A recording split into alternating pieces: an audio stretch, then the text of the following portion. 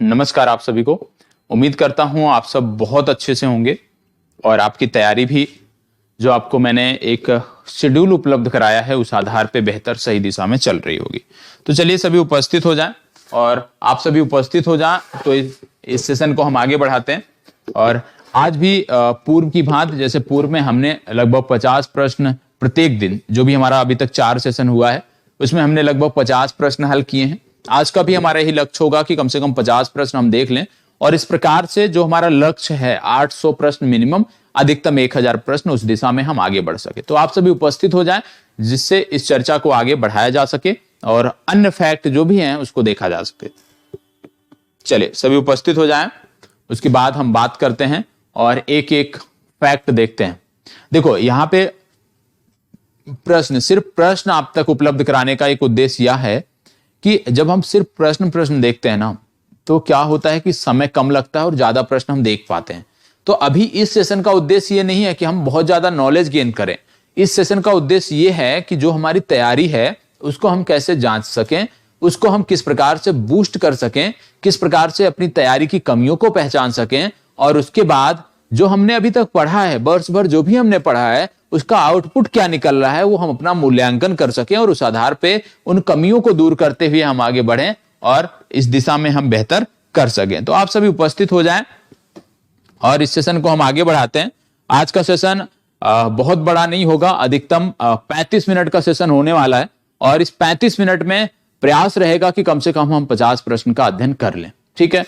और बाकी की अन्य चीजें हैं, जैसे आपकी क्लास अब चल ही रही है, रेगुलर है, आप पता है आपको, करंट अफेयर्स भी आपको रेगुलर मिल रहा होगा, यहां पर भी क्लास आपकी रेगुलर होगी। सिर्फ सप्ताह के शनिवार और रविवार 2 दिन मैंने आपको अवकाश दिया है। दोनों दिन देने के पीछे जो तर्क है कि शनिवार को इसलिए दिया है कि आपने शुक्रवार तक जो भी पढ़ा है स्वयं से या कुछ भी उसका आप रिवाइज कर सको, ठीक है। क्योंकि अब आपकी परीक्षा में निबंध एक महत्वपूर्ण भूमिका के रूप में है तो आप निबंध देख सको। रविवार मैंने इसलिए दिया है कि रविवार को क्योंकि टेस्ट होता है तो 9 से 12 आप बिजी ही रहते हो, टेस्ट में बिजी रहते हो और इसके बाद जो समय मिलता है कम से कम आप टेस्ट का मूल्यांकन आपको करना चाहिए कि भाई टेस्ट में जो प्रश्न आपने देखे हैं उनमें से कितने प्रश्नों का आप जवाब सही दे पाए हैं, कितने प्रश्न आपके गलत हुए हैं, वो मूल्यांकन आप कर सको।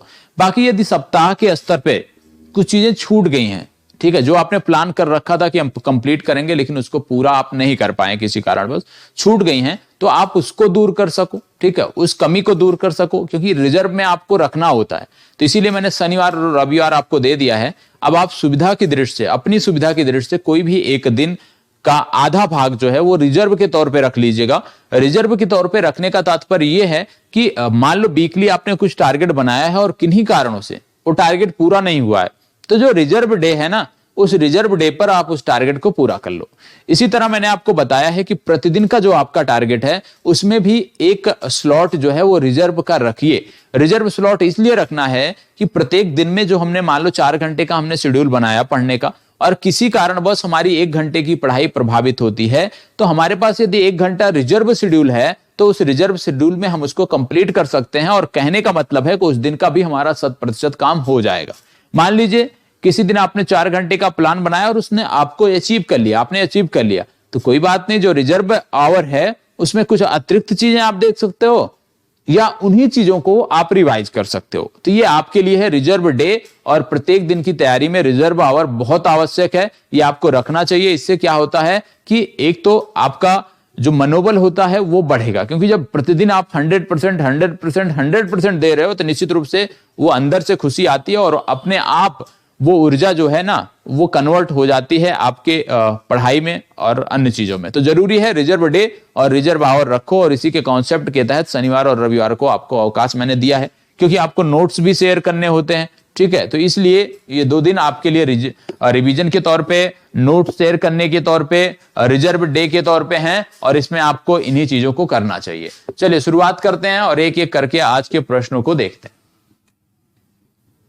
यहां पे भी आज प्रश्न जैसे पूर्व में रखे जाते थे उसी प्रकार से हैं। पहला प्रश्न कह रहा है पारिस्थितिकी तंत्र के 2 घटक कौन से हैं, बताइएगा।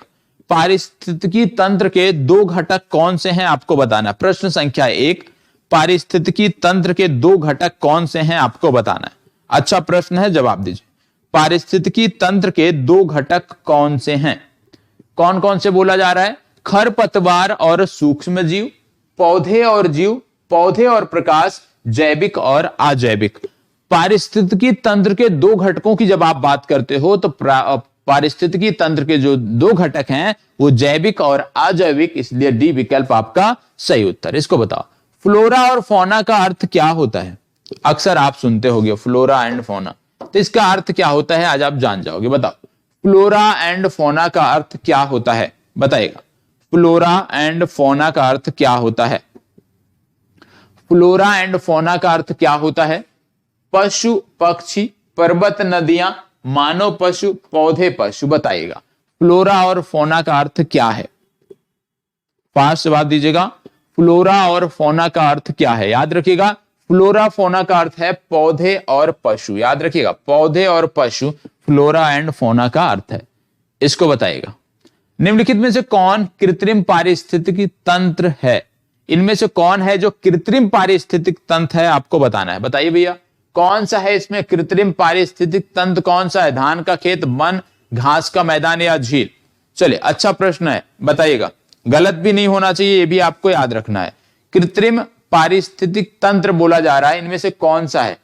कृत्रिम बोला जा रहा है, ठीक है। और याद रखिएगा, धान का खेत, वन, घास का मैदान, झील की बात हो रही है, तो धान का जो खेत है ना, ये कृत्रिम पारिस्थितिक तंत्र है। ए विकल्प आपका सही उत्तर है। आगे बढ़ते हैं, निम्नलिखित में से कौन सा एक कृत्रिम पारितंत्र है? इनमें से कौन सा कृत्रिम पारितंत्र है? डी विकल्प इग्नोर करना है। ए, बी और सी में से, ए, बी, सी और ई में से आपको विचार करना है। बताइएगा, निम्नलिखित में से कौन सा एक कृत्रिम पारितंत्र है? बताइए, कौन सा एक कृत्रिम पारितंत्र है? इनमें से कौन सा एक कृत्रिम पारितंत्र है? तालाब, वन, खेत या इनमें से कोई नहीं? तालाब, वन, खेत या इनमें से कोई नहीं। कौन सा कृत्रिम पारितंत्र है आपको बताना है। फास्ट जवाब दीजिएगा, कौन सा कृत्रिम पारितंत्र है आपको बताना है। देखो, कृत्रिम पारितंत्र की बात करें तो इसमें जो खेत है वो कृत्रिम पारितंत्र है। एक कृत्रिम पारितंत्र निरूपित किया जाता है कैसे? बताइए, एक इनमें से किस प्रकार से एक कृत्रिम पारितंत्र निरूपित किया जाता है आपको बताना है। चलिए बताइएगा, कृत्रिम पारितंत्र किस आधार पर निरूपित किया जाता है निम्नलिखित में से? बताइए, फास्ट जवाब देना है आपको। चले, फास्ट जवाब बताइए, कृत्रिम पारितंत्र निरूपित किया जाता कैसे? मत्स्य पालन टंकी द्वारा, कृषि भूमि द्वारा, चिड़ियाघर द्वारा, जल जीवशाला द्वारा।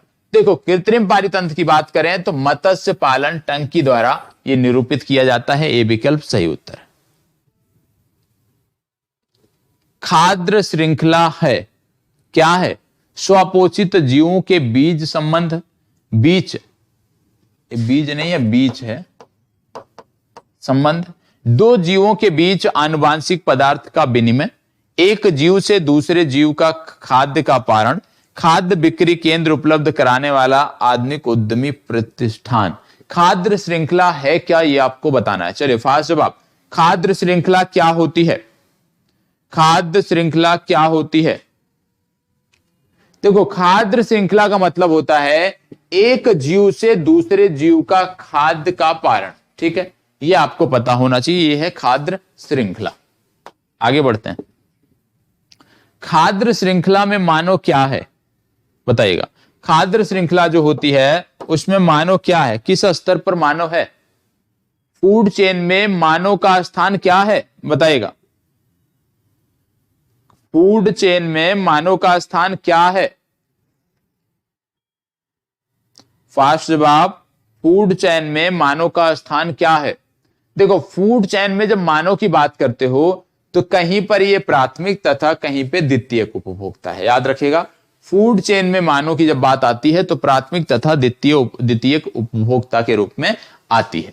आगे बढ़ते हैं, प्रश्न संख्या 8। जब हम बकरी या भेड़ का मांस खाते हैं तब हम, बताइएगा, जब हम बकरी या भेड़ का मांस खाते हैं तब हम प्राथमिक उपभोक्ता हैं, द्वितीयक उपभोक्ता हैं, तृतीयक उपभोक्ता हैं या इनमें से कोई नहीं? मतलब डी विकल्प तो भूल जाइए, इसके अलावा अन्य विकल्पों पर विचार करना है। जब हम बकरी या भेड़ का मांस खाते हैं तो हम किस उपभोक्ता की किस श्रेणी के अंतर्गत आते हैं, बताइए। फास्ट जवाब दीजिएगा। प्रश्न संख्या 8 का जवाब दीजिए। देखो, बकरी के मांस की बात हो रही है, तो बकरी के मांस खाने पर हम द्वितीयक उपभोक्ता हैं, ठीक है, ये आपको पता होना चाहिए। द्वितीयक उपभोक्ता हम हैं बकरी का मांस खाने में, तो बी विकल्प सही उत्तर है। निम्न में से कौन आहार श्रृंखला का निर्माण करते हैं? इनमें से कौन से हैं जो आहार श्रृंखला का निर्माण करते हैं, बताएं। आहार श्रृंखला का निर्माण कौन करता है इनमें से? अच्छा प्रश्न आ रहा है सारे के सारे, बताइएगा कौन आहार श्रृंखला का निर्माण करते हैं? इनमें से आहार श्रृंखला का निर्माण कौन करते हैं? देखो, आहार श्रृंखला का निर्माण यदि हम बात करें तो घास, बकरी और मानव ये आहार श्रृंखला का निर्माण करते हैं, ठीक है। घास, बकरी और मानव ये आहार श्रृंखला का निर्माण करते हैं। इन चारों विकल्पों में से बी विकल्प आपका सही उत्तर है। आगे बढ़ते हैं। पारिस्थितिक तंत्र में एक पोषी स्तर से दूसरे पोषी स्तर में स्थानांतरण से ऊर्जा की मात्रा क्या होती है? एक पोषी स्तर से दूसरे पोषी स्तर में स्थानांतरण से ऊर्जा की मात्रा घटती है, बढ़ती है या स्थिर रहती है, बताएं। प्रश्न संख्या 10 का जवाब दीजिएगा। प्रश्न संख्या 10 का जवाब दीजिएगा। क्या होता है? पारिस्थितिक तंत्र में एक पोषी स्तर से दूसरे पोषी स्तर में स्थानांतरण से ऊर्जा क्या होती है? याद रखना है, हमेशा घटती है। बी विकल्प सही उत्तर है। हमेशा ऊर्जा क्या होती है? घटती है। सभी को सही जवाब देना है और लास्ट में किसके कितने सही हो रहे हैं वो भी आपको बताना है, नोट करना है। आगे, घटती उत्पादनशीलता के क्रम में निम्नलिखित में से कौन सा क्रम सही है? घटती उत्पादनशीलता की बात हो रही है, कौन सा क्रम सही है आपको बताना है।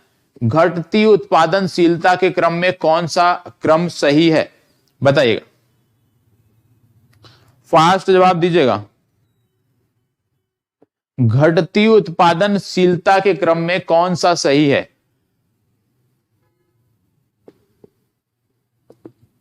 फास्ट जवाब दीजिएगा। 4 विकल्प हैं, इन 4 विकल्पों पर आपको विचार करना है। प्रश्न संख्या 11 बताइएगा।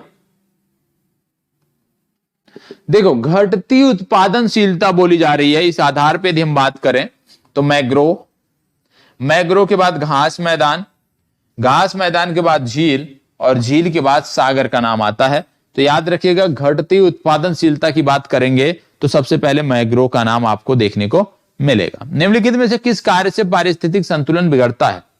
इनमें से कौन सा ऐसा कार्य है जिससे पारिस्थितिक संतुलन बिगड़ता है? और ये सबको समझ होगी, इस विषय के बारे में सबको समझ होगी, तो जवाब दीजिएगा।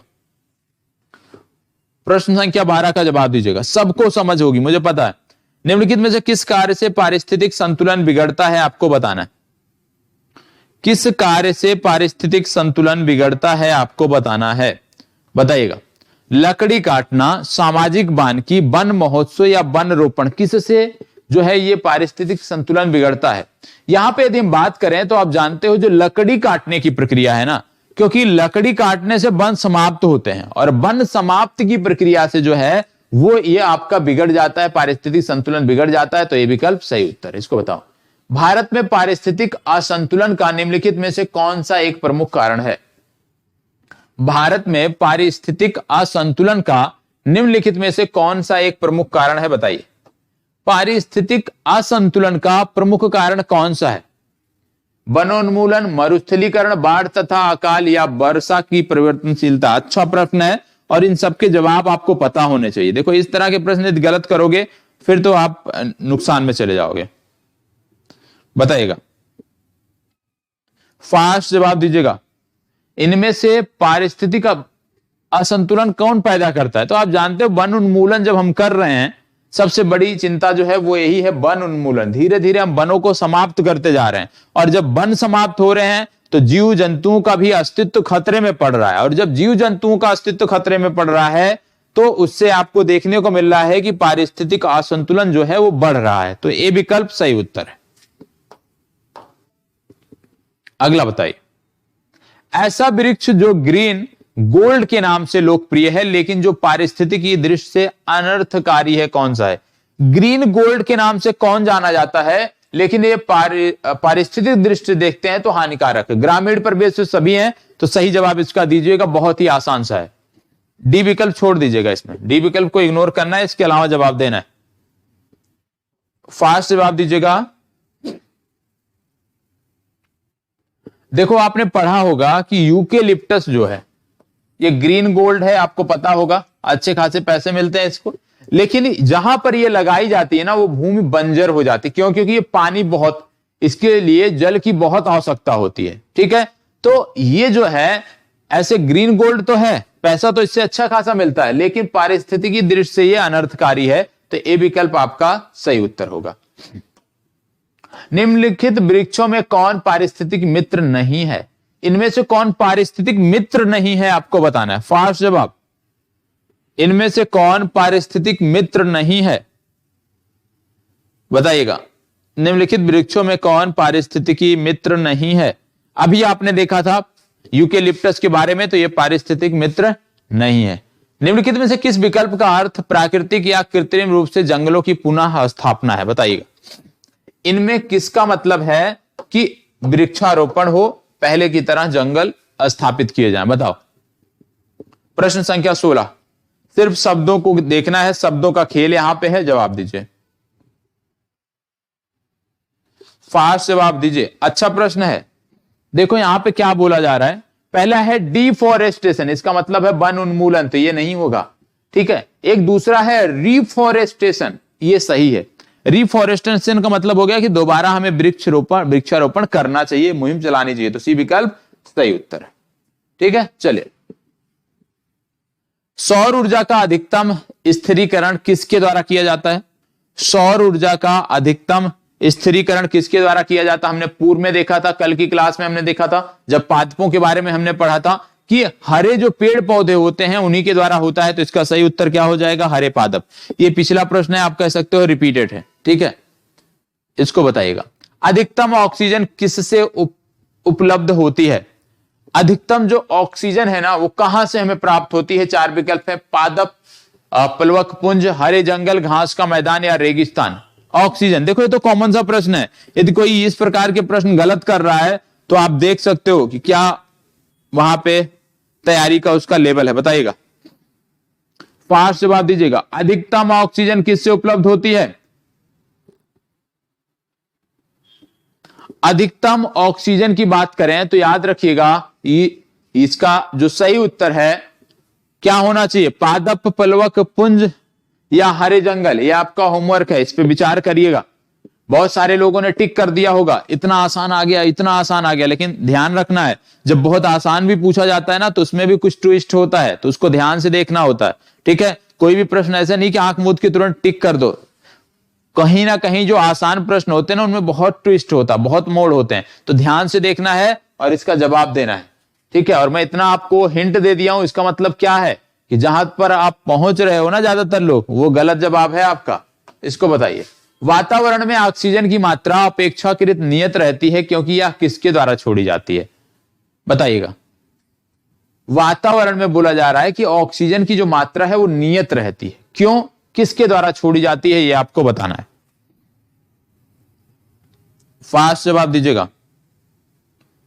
भाई साहब, वातावरण में ऑक्सीजन की बात हो रही तो चट्टाने तो ऑक्सीजन छोड़ते नहीं, सागर तो ऑक्सीजन छोड़ता नहीं है, जानवर तो ऑक्सीजन छोड़ते नहीं है, बचा कौन? पौधे। तो डी विकल्प आपका सही उत्तर है।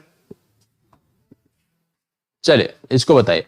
निम्न में से कौन सा किसी पारिस्थितिक तंत्र में एक दिशीय प्रवाह दर्शाता है? एक दिशा में प्रवाह कौन सा दर्शाता है किसी पारिस्थितिक तंत्र में, आपको बताना है। चलिए प्रश्न संख्या 20 का जवाब दीजिएगा। प्रश्न संख्या 20 का जवाब दीजिएगा। निम्नलिखित में से कौन सा किसी पारिस्थितिक तंत्र में एक दिवसीय प्रवाह को दर्शाता है? प्रकाश, ऊर्जा, जल या बायोमास। एक दिशीय प्रवाह को कौन दर्शाता है? तो यह है आपका ऊर्जा। ऊर्जा जो है यह किसी पारिस्थितिक तंत्र में एक दिशा में प्रवाह को दर्शाता है। निम्नलिखित में से कौन सा कथन सही है? अच्छे से पहले पढ़ना है फिर जवाब देना, जल्दबाजी नहीं करनी। ठीक है, पहला कह रहा है जयमंडलीय पारिस्थितिक तंत्र में ऊर्जा का प्रवाह एक दिशीय होता है। दूसरा कह रहा है जयमंडल पारिस्थितिक तंत्र में ऊर्जा का प्रवाह चक्रीय होता है। तीसरा कह रहा प्राकृतिक पारिस्थितिक तंत्र में बढ़ते पोषण स्तर के साथ ऊर्जा का सापेक्षिक क्षय घटता जाता है। चौथा कह रहा है कि प्रगामी बढ़ते पोषण स्तरों के साथ प्रजातियां सुलभ ऊर्जा का उपयोग करने में कम दक्ष होती हैं। इनमें से आपको जवाब देना है। प्रश्न संख्या 21 का जवाब चलिए बताइएगा। प्रश्न संख्या 21 का जवाब दीजिए, कौन सा सही होगा? चलिए बताइएगा। याद रखिएगा, अभी पिछला प्रश्न आपने क्या देखा? पिछले प्रश्न में भी ऊर्जा की प्रवाह की बात किया जाए कि पारिस्थितिक तंत्र में किसके द्वारा ऊर्जा का प्रवाह एक दिशीय होता है, आपने देखा था। ठीक है, तो उसमें आपने देखा था ऊर्जा का प्रवाह एक दिशीय, ऊर्जा के कारण प्रवाह एक दिशा में होता है। तो यहां पे वही तो पूछा जा रहा है, तो ए विकल्प आपका सही उत्तर है। भाषा बदल गई है बस। इसको बताइए, निम्नलिखित ऊर्जा स्रोतों में से कौन सा पर्यावरण को स्वच्छ रखने के लिए सर्वोत्तम है? पर्यावरण को स्वच्छ रखने के लिए सर्वोत्तम कौन सा है? पेट्रोलियम उत्पाद, वन उत्पाद, नाभिकीय विखंडन या सौर सेल? पर्यावरण को स्वच्छ रखने के लिए सर्वोत्तम कौन सा है, बताइएगा। कॉमन सा प्रश्न है ये तो, नहीं भी पढ़ोगे तो भी हम दे सकते हैं जवाब। निम्नलिखित ऊर्जा स्रोतों में कौन पर्यावरण को स्वच्छ रखने के लिए सर्वोत्तम है? सबसे उत्तम कौन सा है, बताइएगा। देखो, पेट्रोलियम उत्पाद कहीं भी पर्यावरण के लिए उत्तम नहीं है, क्योंकि आप जानते हो कि इसके दहन से विषैली गैसें निकलती हैं, तो ये तो हो नहीं सकता। दूसरा है वन उत्पाद, कि भाई यदि हम वन उत्पाद को जलाते हैं तो वहां भी वह भी हमारे लिए उचित नहीं, क्योंकि वहां भी गैसें निकलती हैं। ठीक है, और दूसरी तरफ यदि हम देखें तो वन को जो हम काटेंगे तो वहां भी कहीं ना कहीं उन्मूलन हो रहा है वनों का, उससे भी नुकसान है। तीसरा है नाभिकीय विखंडन, ये भी नहीं हो सकता है। तो चौथा कौन है? सौर सेल। तो निश्चित रूप से ये स्वच्छ ऊर्जा के अंतर्गत आता है, तो डी विकल्प इसका सही उत्तर होगा। आगे बढ़ते हैं। एड डाटा बुक का प्रकाशन किसके द्वारा किया जाता है? एड डाटा बुक का प्रकाशन किसके द्वारा किया जाता है, बताएं। एड डाटा बुक का प्रकाशन किसके द्वारा किया जाता है, बताइएगा। एड डेटा बुक का द्वारा प्रकाशन किसके द्वारा किया जाता है? एक संस्था है जिसको बोलते हैं IUCN, international union for conservation of nature, इसके द्वारा इसका प्रकाशन किया जाता है। तो याद रखिएगा, यह है रेड डाटा बुक। ठीक है, एड डाटा बुक लिखा है, इसको इग्नोर करना है। रेड डाटा बुक होता है। रेड डाटा बुक जो है वो प्रकाशित किया जाता है IUCN द्वारा, तो इसको करेक्ट कर लीजिएगा। रेड डेटा बुक की बात हो रही है, और बार बार मैंने बताया है, जब हम बात करते हैं रेड डेटा बुक में किसी स्पीसीज के बारे में जो लुप्त होती है, ठीक है, किसी स्पीसीज के बारे में जो विलुप्त के कगार पे पहुंच जाती है, तो वहां पे हमने बात किया कई बार करंट अफेयर्स के संदर्भ में। तो रेड डेटा बुक की बात हो रही है, तो IUCN का नाम आपको याद रखना है। फुल फॉर्म पूछा जा सकता है तो international union for conservation of nature. लुप्त प्राय या दुर्लभ प्रजातियों की सुरक्षा एवं संरक्षण के लिए उन्हें उनके प्राकृतिक निवास में किसी दूसरे व्यवस्था क्षेत्रों में ले जाने को क्या कहा जाता है, बताइए। फास्ट जवाब दीजिएगा, इसको कहते क्या है आपको बताना है। क्या बोला जा रहा है? लुप्त प्राय या दुर्लभ प्रजातियों की सुरक्षा एवं संरक्षण के लिए उन्हें उनके प्राकृतिक निवास से किसी दूसरे व्यवस्था क्षेत्रों में ले जाने को क्या कहते हैं, बताइएगा। X2 संरक्षण, XC2 संरक्षण, इन C2 संरक्षण, प्रवाह संरक्षण या प्रवाह, दो बार प्रवाह संरक्षण है, कोई बात नहीं, बताएं। एक है प्रवास संरक्षण, एक है प्रवाह संरक्षण। चलिए जवाब दीजिएगा। देखो, इस व्यवस्था को बोला जाता है XC2 संरक्षण। क्या बोला जाता है? XC2 संरक्षण। तो XC2 संरक्षण क्या है? इसमें जो लुप्त प्राय या दुर्लभ प्रजातियां होती हैं, उसमें उनकी सुरक्षा के लिए उनके प्राकृतिक निवास से किसी दूसरे व्यवस्था क्षेत्र में ले जाया जाता है। चलिए इसको बताइए, निम्नलिखित में से क्या भारत में बाघों की आबादी के लिए खतरा नहीं है? इनमें से कौन सा है जो बाघों की आबादी के लिए खतरा नहीं? कौन सा ऐसा कार्य है जो बाघों की आबादी से संबंधित नहीं है, बताइए। प्रश्न संख्या 25 का जवाब दीजिए। निम्नलिखित में से क्या भारत में बाघों की आबादी के लिए खतरा नहीं है? प्राकृतिक वास का विखंडन, मवेशियों की चराई, वन्यजीव गलियारों का संयोजन या उपलब्ध शिकार में कमी। फास्ट जवाब दीजिएगा। इनमें से क्या भारत में बाघों की आबादी के लिए खतरा नहीं है?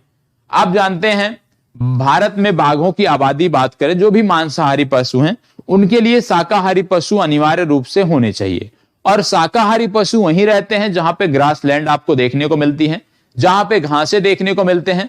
ठीक है, तो ग्रासलैंड बहुत जरूरी है, तभी शाकाहारी पशु रुकेंगे, और जब शाकाहारी पशु रुकेंगे तभी मांसाहारी पशु भी रुकेंगे। तो इसके लिए जरूरी है प्राकृतिक वास का विखंडन। बोला कौन सा खतरा नहीं है? प्राकृतिक वास का विखंडन, मवेशियों की चराई, वन्यजीव गलियारों का संयोजन या उपलब्ध शिकार में कमी। देखो इसमें से यदि हम बात करें उपलब्ध शिकार में कमी होगी तो भी आबादी पर प्रभाव पड़ेगा। मवेशियों द्वारा चराई की जाएगी तो शाकाहारी जो जानवर हैं उनके लिए चरने के लिए घास नहीं मिलेगी, तो वो वहां से मूव करेंगे, संख्या कम होगी तो वहां भी बाघ प्रभावित होगा। ठीक है, इसके बाद प्राकृतिक वास का यदि हम विखंडन करते हैं तो वहां भी बाघ प्रभावित हो रहा है। वन्यजीव गलियारों का संयोजन का मतलब है कि आप जानते हैं बहुत सारे हमारे टाइगर रिजर्व हैं जो एक दूसरे से जुड़े हुए हैं। ठीक है, उदाहरण के रूप में जैसे मैं बिहार का उदाहरण ले लूं तो वाल्मीकि राष्ट्रीय उद्यान है। वाल्मीकि राष्ट्रीय उद्यान जुड़ता है आपके चितवन राष्ट्रीय उद्यान से, तो वाल्मीकि और चितवन जुड़े हुए हैं। तो वाल्मीकि और चितवन के बीच मतलब जो भारत और नेपाल के बीच में सीमा बॉर्डर है जो जंगल से होके जाता है, वहां पे एक कॉमन एरिया वो कहीं ना कहीं एक गलियारे के रूप में कार्य करता है, जिससे चितवन से जानवर वाल्मीकि में आ जाते हैं और वाल्मीकि से चितवन में चले जाते हैं, और एक कॉमन सी चीज है, आते जाते रहते हैं। ठीक है, तो जब वन्य जीव गलियारा हम बनाते हैं जिससे दो राष्ट्रीय उद्यान या वन्य जीव अभ्यारण्यों के जानवर एक दूसरे की तरफ जा सके, आ सके, तो उससे कोई प्रभाव नहीं पड़ता है, बल्कि उससे उनकी संख्या बढ़ती है। ठीक है, तो इसमें सी विकल्प सही उत्तर है। जैव मंडल आरक्षित क्षेत्र का सबसे सही विवरण कौन सा है? जैव मंडल आरक्षित क्षेत्र का सबसे सही विवरण कौन सा है, बताएं। प्रश्न संख्या 26 का जवाब दीजिए। जैव मंडल आरक्षित क्षेत्र का सबसे सही विवरण कौन सा है? फास्ट जवाब, जैव मंडल आरक्षित क्षेत्र का सबसे सही विवरण कौन सा है? याद रखिएगा इसका सही है सतत विकास के लिए अध्ययन स्थल। बायोलॉजिकल हॉटस्पॉट की मुख्य विशेषता क्या होती है? बायोलॉजिकल हॉटस्पॉट की मुख्य विशेषता क्या होती है, बताएं।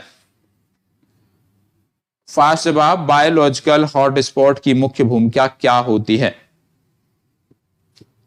बायोलॉजिकल हॉटस्पॉट की मुख्य भूमिका क्या, मुख्य विशेषता क्या है? तो याद रखना है कुछ प्रजातियों की फिलहाल विलुप्तता की स्थिति, इसको बताइएगा। जैसे इसमें 4 विकल्प हैं, कौन सा यहां पे सेट होगा कि प्रजातियां संकटग्रस्त प्रजातियों के IUCN द्वारा किए गए वर्गीकरण में शामिल नहीं है। इनमें से कौन सी प्रजातियां हैं जो IUCN international union for conservation of nature के द्वारा किए गए वर्गीकरण में शामिल नहीं है, बताइएगा। फास्ट जवाब दीजिएगा।